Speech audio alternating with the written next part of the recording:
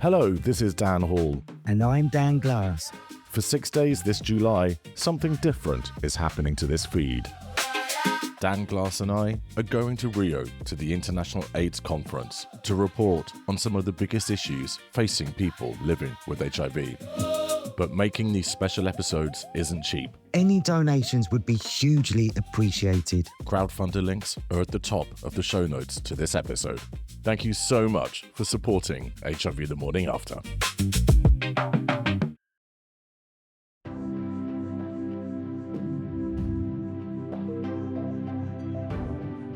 Welcome to HIV The Morning After. I'm Dan Hall.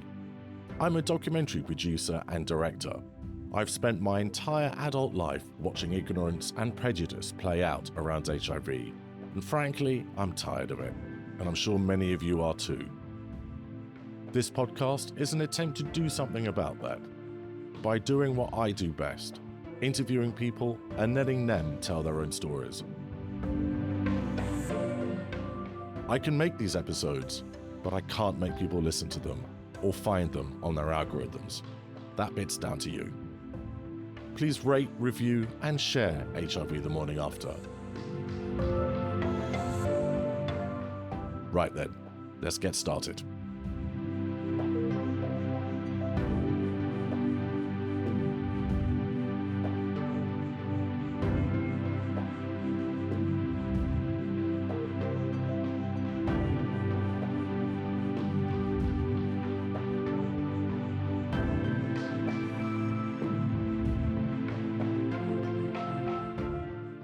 My guest today is Anton Basenko. He was born in the Soviet Union and grew up in Ukraine. He started using drugs at 14, and by 16, he was injecting. But he wasn't looking for a high. Working as a DJ, he was exhausted, and someone told him that heroin would help him sleep. It did. And then it didn't.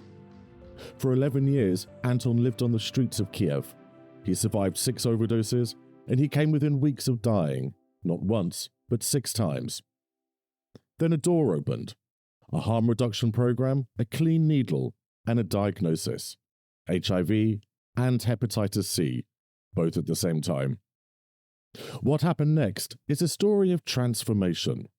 Today, Anton is one of the most powerful HIV and drug policy advocates on the planet.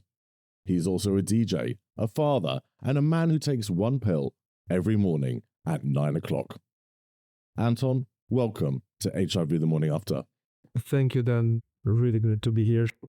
So could we start, please, by finding out a bit about you? Where did you grow up?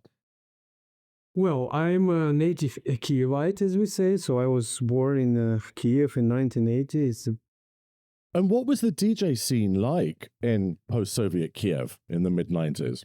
It was amazing because it was a virgin land. I'm like the second wave of DJs, so there was some group of like the first pioneers. So we were rather their students, or not students, but yeah, at that time there was no DJ schools, in a sense. We all learned by ourselves. And it must have been an incredible time to be part of a former Soviet Union country because of all of the huge changes. Massive changes that were happening in the 1990s. To be a young man at the heart of that must have been an incredible thing to witness. Yeah, that's true. Why I said that it's a challenging time. So on one hand, Iron Curtain fall, right? So it's opened our borders to like for everything. People could go abroad and to see what is the world, behind this former Soviet Union border. But also many things like new drugs or substances started to come to Ukraine. On the other hand, it was a very difficult time and many people were poor, though both of my parents are public servants. Both worked for ministries, one for Ministry of Interior and another for Ministry of Health. So public servants received very small salaries.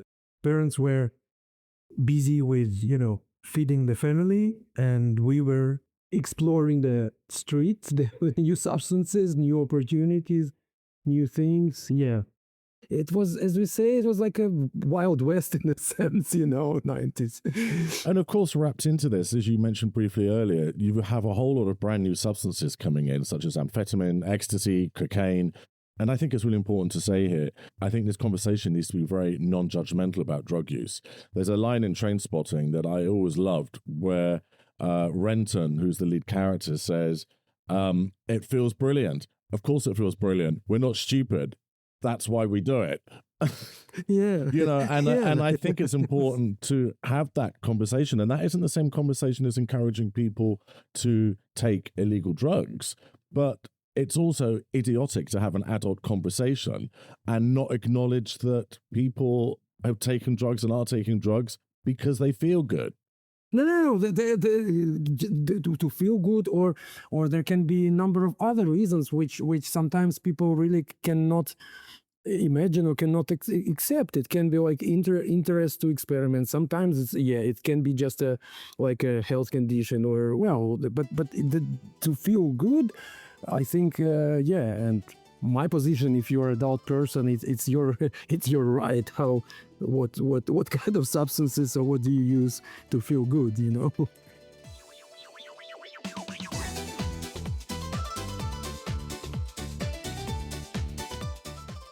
So you have all of these new drugs coming in to Kyiv without much knowledge around them, and you're struggling with your sleep, and a friend suggests heroin to you to help you sleep. And like I said in the introduction, at first it works, but then it doesn't work. So when did you start to realize something was up? I started to use heroin as a sleeper. It worked at first time, but then through that sleeping and sedation, your body, of course, realizing that you feel so it's cool. You feel high, you feel euphoria, you feel some feelings which you never felt, and you kind of you realize at some point that you like it, and it's not only sleeping what you're seeking in this substance. Yeah, and I've always had a bit of an issue with the concept of absolute sobriety and 12-step programs, because I do feel that it can kind of push out more nuanced conversations around things like harm reduction. Considering the drug use, drug dependence issue, the only understanding of the success in treatment of person with drug dependence was considered as only the full stop of using and being kind of clean, and this so-called abstinent philosophy. In 10, 15 years, the new data and new research told us that no, the nature of dependence is different. Success of treatment is not necessarily stop of using. It can be repeated cycles of using, or it can be just, you can keep the harm under certain control or reduce the harm. And in society, I think people can be very judgmental around any addictive behaviors. So for you, going into spaces with other people who also experience addiction must have been incredibly relieving and freeing. It was such a pleasant feelings when, first of all, when you can be open about your status as a user, completely open. You don't need to hide, because even the fact of all the time controlling and hiding how you look like, what you say, where you go, so that, to always to be a little bit like underground or invisible or semi-visible. It's not even about drug use. You can be open, but it's not, people rather would ask you first about how is it going, how do you feel, about maybe do you want some coffee or tea, you want a sandwich, are you hungry? So all these things about it, it's not like you came to the doctor, with some health condition. And of course the conversation from A to Z is always about disease, symptoms and things like that. Harm reduction is different. Yes, it is a help and support to people in use, but when you come in there, it's not like you're talking about drugs. It's really about your basic needs first. And when I became a harm reduction client, At some point, I realized that everything what's happened in my life before, all that experience, I really want to transform to work in harm reduction and to support all my peers. Really, bringing all my knowledge and all my passion and all my empathy to people who are in that challenging moment, like I was or I am.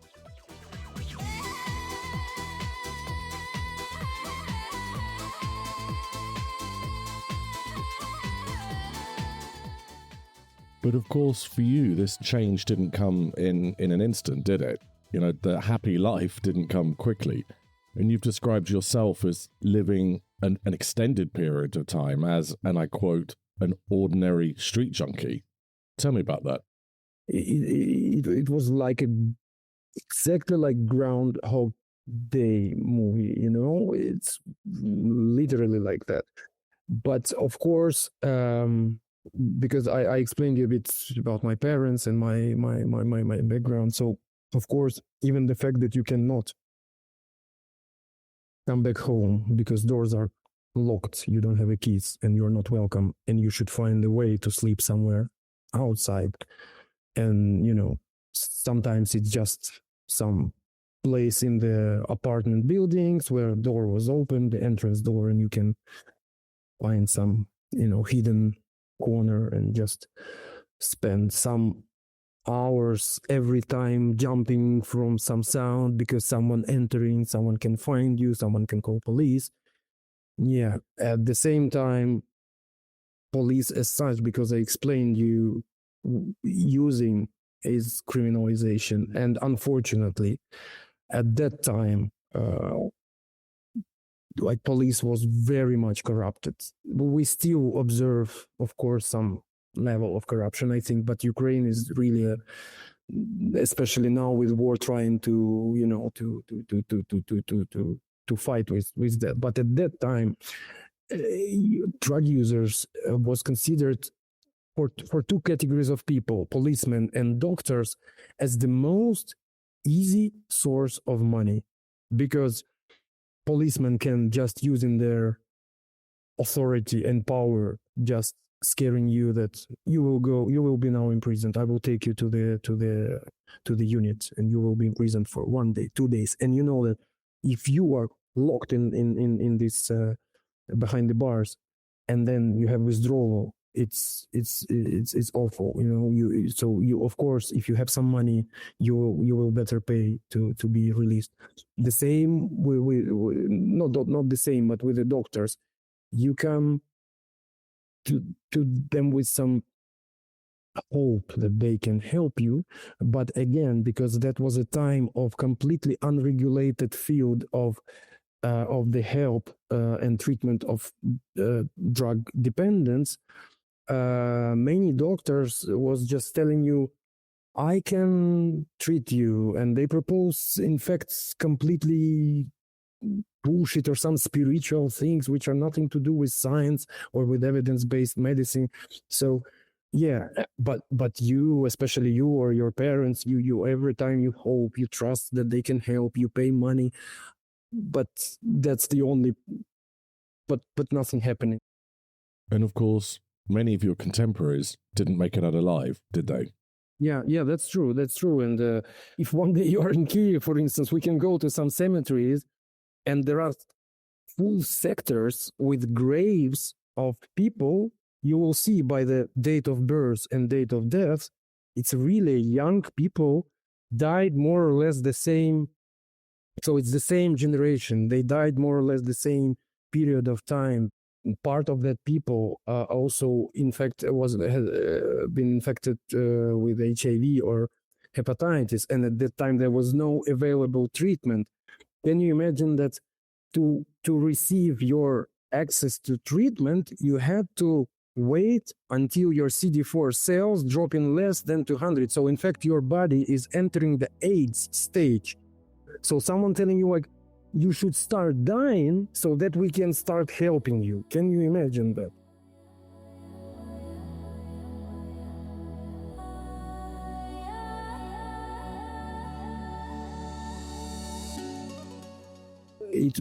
I think it was 2001, 2002. There was a period when I was always in fever. Anyway, you perceive it when you see the positive test, you take it as a death sentence.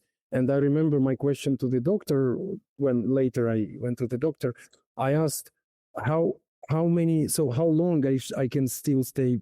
What is that period of time which I still can have? Like, like when someone telling you or informing you about your cancer, and then they give you some kind of a forecast. They saying that, okay, you have like around 6 months to, I don't know, to a year. That was something similar. Right? And that's playing also the joke with the drug users, because when you think that it is a death sentence, you take your life, you take this moment and this situation not as a chance to positively to pay more attention and to change something to the maybe to positive, to positive benefit. But I thought, okay, if I'm anyway dying and I will die soon, I can just use whatever I want without any borders, without any limits, just getting high, just having fun, because it's like you're celebrating your last days of life.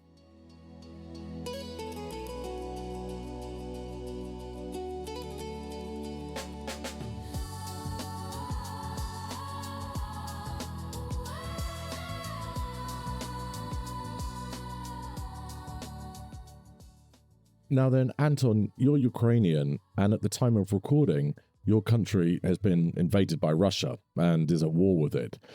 Do you worry that the delivery pipeline for things like HIV meds is going to be affected by this conflict? I find it hard to believe that it wouldn't be. I'm already hearing stories, that PrEP is tough to come by for soldiers on the front line. What are your thoughts on this? That is so true, and I think it's important to remind our audience that this war, in fact, started not in February 2022. We just say that full-scale invasion started in 2022, but in fact, war started in 2014 from annexation of Crimea, and then Donbas region. It's two oblasts, two regions of Ukraine, Donetsk and Luhansk. Regions where Russian troops and Russian soldiers came to kind of to occupy that lands, and we went through that first lessons of losing breaking the supply chains, losing the access to specific treatment like HIV therapy. We actually went there, and then later when COVID happened, on one hand we were prepared. So we already knew how to respond, how to build urgently alternative supply routes, how to So for instance, my peers from Ukrainian network of people who use drugs, I'm one of the founding member. They used even their organizational vehicles to transport HIV treatment or to the regions. Because usually it is specific companies, but when companies refuse to do that by the security reasons, or then people from communities step in and they say, okay, I have a car, I can transport, because I know that somewhere there in 100 to 200 kilometers there are, I don't know, 1,000 people in need of this treatment. I can do that. I can risk. Now then, you tested HIV positive in Ukraine and have a good idea of how the support systems work there. You're not in the country at the moment, but nonetheless, what do you think the state is likely to be of those same support systems which were so important to you?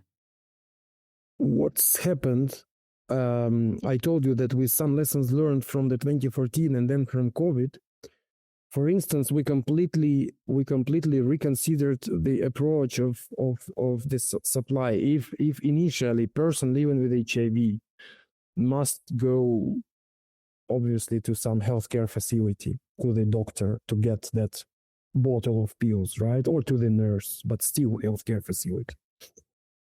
Now you don't need it. It can be sent by mail or with some courier. So there are lots of online platforms which give you connection, immediate connection, online connection with your, I don't know, with NGOs in working in HIV service or with that healthcare facility or all together, and then they just provide, they just send it to you. Because of course, with Russian missiles, by the statistics, there are more than 300 healthcare facilities completely destroyed.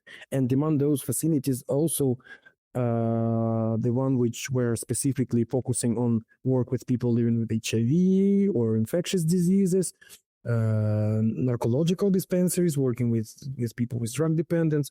So yeah, that is the reality. Like physically, we are losing access to the points, and or some territories can be occupied. And we know that when Russians come into some territories, what's happened then in Crimea, because they are completely banning things like opioid agonist therapy or harm reduction. Of course, this program stop, or they go to complete underground, but it's very risky then for life of people who implement that. Then you always should find the alternatives. One of the alternatives is we provide some shelters and support for internally displaced people. So if person decides, okay, I can no longer stay in my town or my house is destroyed, I need another place of living and with access to specific treatment, then there are people in specific contacts and hotlines. They can help them to move.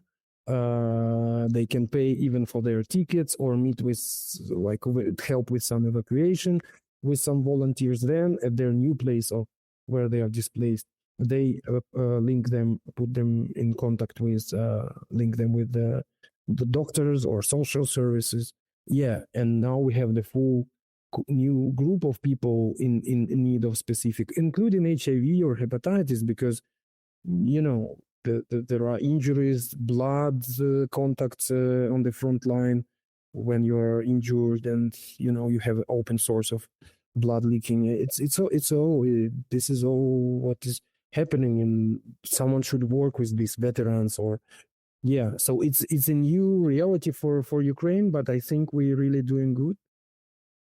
But, and this is a difficult question to ask you, but if Ukraine were to fall to Russia, how do you feel HIV support, HIV provision would be affected?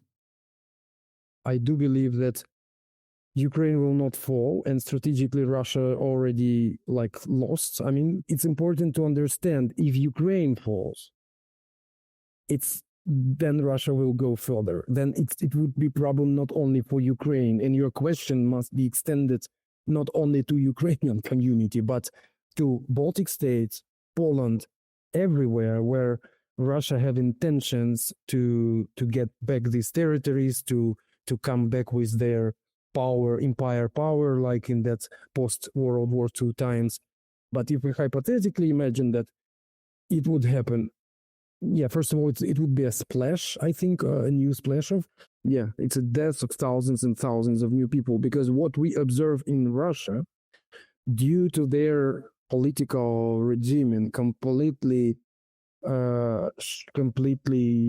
closed space for civil societies, banned harm reduction officially, and opioid agonist therapy, even mentioning of which publicly can be considered as a propaganda of drug use.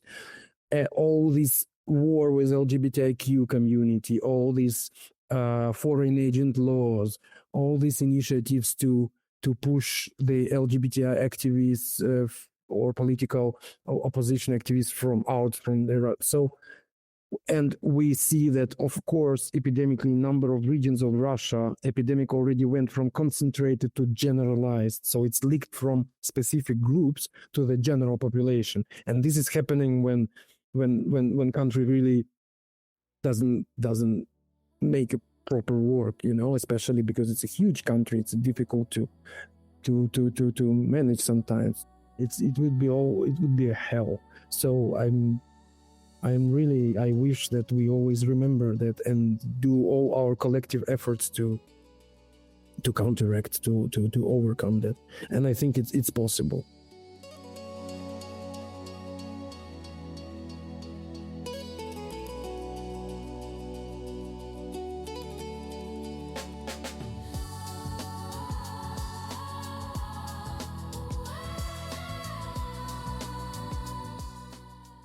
Now then, Anton, as part of the format of the show, in these last moments of our recording together, is there someone with whom you would like myself in the audience to pause for a moment with you and take a moment of remembrance? There is one person, his name was Igor, and our parents, my parents and his parents worked in the Ministry of Interior, and when we were kids, we know each other from like really early childhood, because we went together to like a pioneer camps, summer camps, and we know each other much earlier than we both started to use or something like that. Unfortunately, he was one of the first friends, but because we know each other like long ago, I think he was the first person who passed away from that heroin epidemic when it just started. It happened quite fast.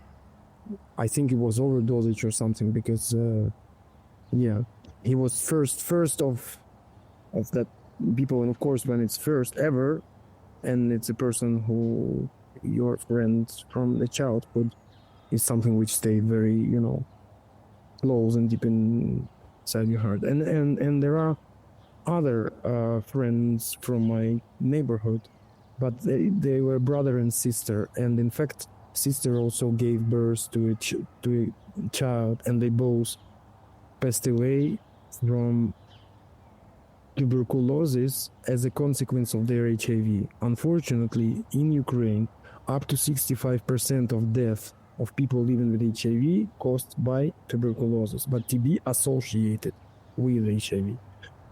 And again, knowing that today the science and pharma industry so well developed, and these medications, the most modern medications, are there, to have such a silly, stupid death, especially when dying person leaving the kid after her, and that kid and her husband also passed away from drug use. So three persons.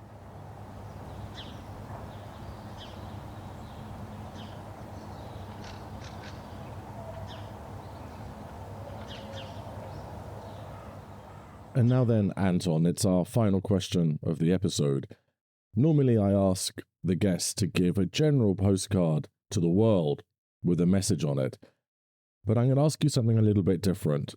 This podcast is downloaded in Ukraine, so I would like to ask you to send a direct message to people in Ukraine who are living with HIV. So as Ukrainians, we are strong. As a community of people living with HIV, I think we really showed the greatest experience of community mobilization, and how because people living with HIV was first of their kind in this advocacy, and in building that collaboration with the government, and advocating and bringing all these critical changes in access to treatment, improving quality of that treatment, and bringing all other innovations. And this experience is replicated now by other countries of the regions and other countries of the world. I think we always should remember, we are pioneers, we are strong, and we will win.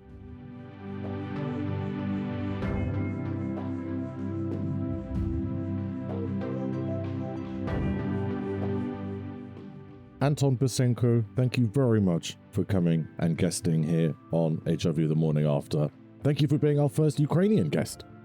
Thank you, Dan. It was a really, really interesting conversation.